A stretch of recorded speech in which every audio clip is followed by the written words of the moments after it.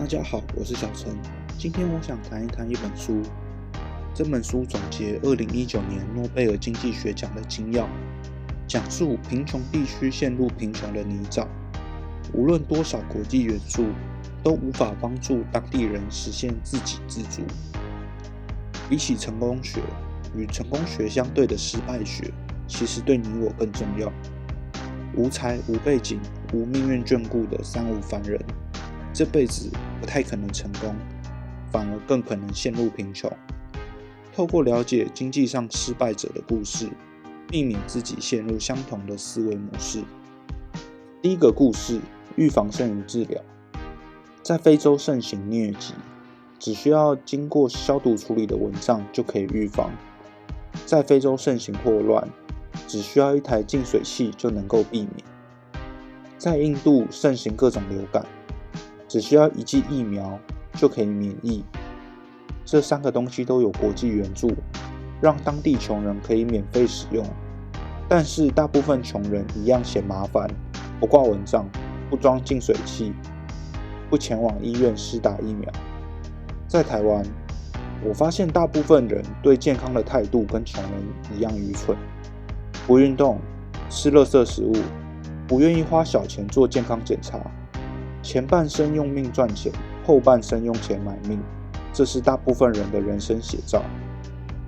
更离谱的是，这些人还愿意花大钱为自己买各种人身保险，所以他们并不是不重视健康，而是用错误的方式控制风险。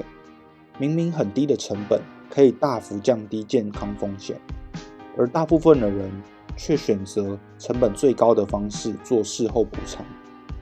第二个故事，穷人讲究及时行乐，因为他们不知道明年的自己是不是还有命可以享受，所以就算有足够的金钱，他们也不一定会去购买粮食，宁可忍饥挨饿也要享受，可能是美食、电视机、一双球鞋。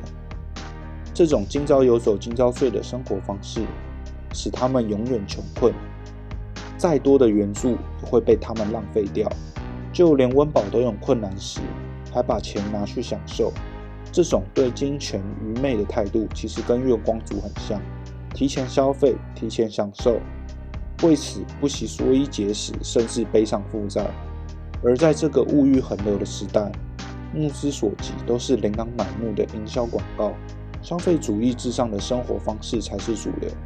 消费未来的收入作为当下的支出，正是大部分人资产无法积累的原因。第三个故事，不重视长期投资。穷人非常不重视教育和学习，他们不认为投资自己增加未来的收入可以改变命运。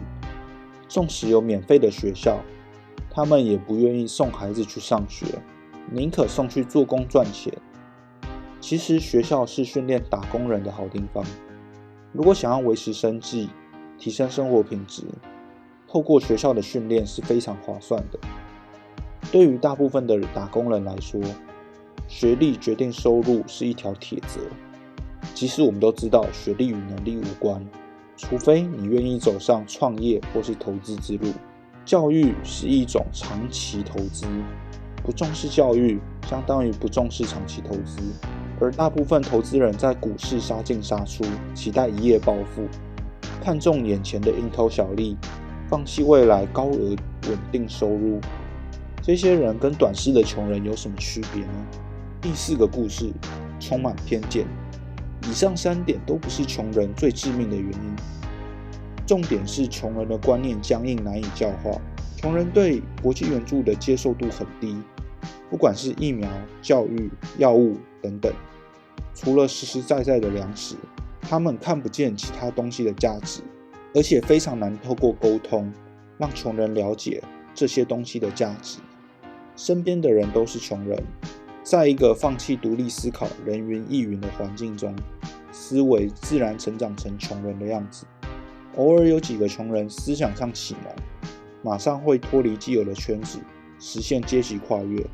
既有的圈子一样维持人人愚昧，难以教化并不是他们的特征。其实大部分人也一样，不愿意学习，人云亦云，没有独立思考的能力。思维上的懒惰才是阶级固化的原因。在股市中，不看财报，不研究产业，不重视公司基本面，单纯听小道消息和看线图做交易，这是大部分股民的写照。正是这份懒惰害死无数投资人。而更悲哀的是，告诉他们真相还被嗤之以鼻。偏见和愚昧使得这些人陷入经济困难的泥沼。最后我要提醒各位，我们并不比这些愚昧的穷人优秀多少。这个世界不仅仅是春和景明，也有不测深渊。说什么岁月静好，你只不过是恰逢盛世。从食衣住行到价值实现，都要倚仗稳定向上的经济发展。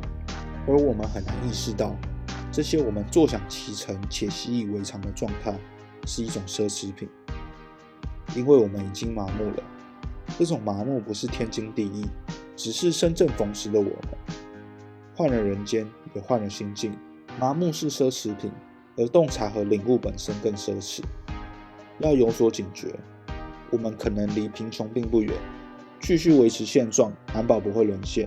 如果你觉得我的视频对你有帮助的话，请帮我点赞订阅，我们下期再见，拜拜。